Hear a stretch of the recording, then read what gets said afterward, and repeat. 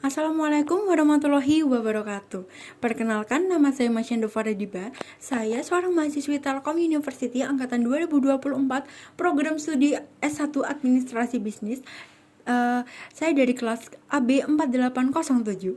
Pada kesempatan kali ini saya akan membawakan topik yang sangat menarik. Topik ini biasanya kalian sering jumpai.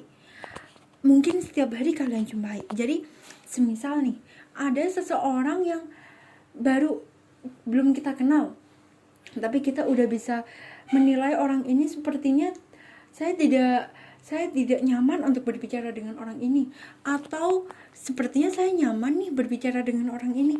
Nah, ini topik yang akan kita bahas, yaitu invisible branding atau branding yang terbentuk tanpa kata-kata. Branding ini biasanya lebih kuat daripada branding verbal atau branding yang kita ucapkan, seperti itu. Nah, invisible branding ini ada 3 sumber utama. Yang pertama yaitu vibe and unconscious cues. Yang kedua, ambience branding. Dan yang ketiga yaitu eco branding. Ketiga sumber ini sangat berkesinambungan. Ketiga sumber ini akan membuat orang lain mengetahui sepertinya orang ini mahasiswa deh, atau sepertinya orang ini seseorang yang profesional, atau sepertinya orang ini pekerja keras, seperti itu. Kita masuk ke sumber yang pertama yaitu vibes and unconscious cues. Vibe sendiri yaitu energi. Jadi energi yang kita bawa, apakah kita membawa energi yang positif ataukah kita malah membawa energi yang negatif, seperti itu.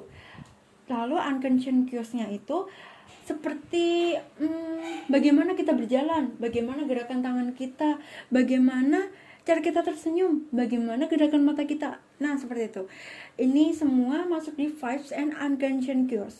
Contoh dari vibes and unconscious cues ini yaitu pada saat kita memasuki ruangan, kita berdiri tegak, lalu senyum dan melihat ke audiens.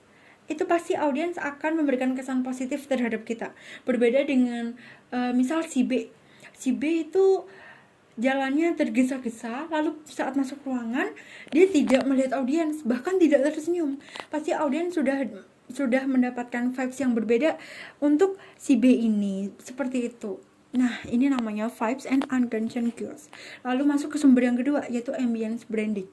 Ambience branding ini bukan kita yang berbicara, tapi lingkungan yang berbicara. Maksudnya lingkungan yang berbicara ini apa sih?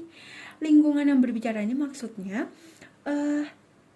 misal setelah kita masuk tadi, nah kita memilih tempat duduk yang di depan, di tengah, seperti itu. Berbeda dengan si B yang malah memilih tempat duduk di belakang, di pojok pula. Dalam konteks ruangan ini masih penuh dengan kursi-kursi yang kosong, seperti itu. Pasti orang-orang akan berpikir menilai kita itu sepertinya orang ini vibes-nya positif, lalu percaya diri, lalu aktif. Berbeda dengan orang yang menilai si B tadi yang duduk di belakang. Pasti orang-orang menilai sepertinya orang ini pasif. Nah, seperti itu ambience branding. Lanjut ke sumber yang ketiga yaitu eco branding atau branding yang terjadi setelah kita berbicara atau setelah orang lain yang berbicara. Nah, menarik kan? Karena apa? Karena biasanya audiens ini mengingat bagaimana kita menyampaikan. Bahkan audiens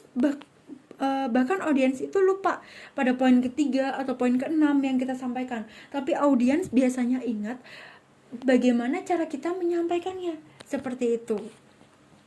Atau pada saat orang lain yang selesai berbicara, ini maksudnya apa sih?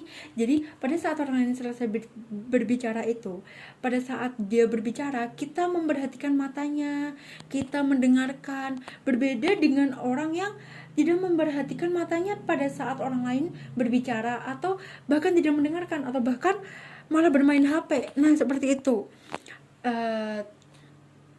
Contohnya itu, Contoh dari eco branding lainnya yaitu pada saat kita berbicara di depan umum. Nah, ada yang membawakan kesan yang ceria, ramah. Itu biasanya orang-orang akan menilai, oh, orang ini vibes-nya ramah, vibes-nya positif seperti itu. Berbeda dengan yang membawakan dengan dingin atau cuek seperti itu. Pasti audiensnya akan berpikir sepertinya orang ini nggak ramah, dan bisa jadi audiensnya malah suntuk mendengarkannya. Nah, ketiga sumber ini sangat berkesinambungan kan.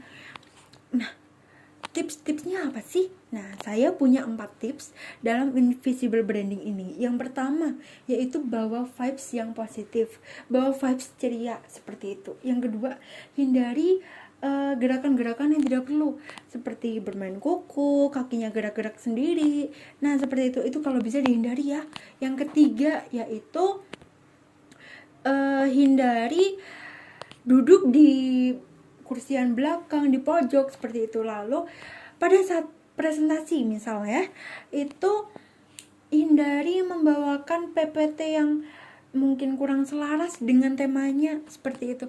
Kayak kalau misalnya kita mempresentasikan PPT tersebut, lalu PPT-nya itu warnanya mungkin tidak enak dilihat, percuma kita presentasi bagus-bagus namun PPT-nya kurang enak dilihat seperti itu. Lalu yang terakhir yaitu tatap mata seseorang yang sedang kita ajak berbicara, atau tatap mata seseorang yang sedang berbicara dengan kita. Nah, 4 tips tersebut sangat bermanfaat dalam invisible branding. Seperti itu. Jadi, invisible branding ini sangat menarik bukan? Orang lain bisa menilai kita bahkan sebelum kita berbicara. Nah, mungkin pada kesempatan kali ini saya cukup sekian. Kurang lebihnya mohon maaf. Wassalamualaikum warahmatullahi wabarakatuh.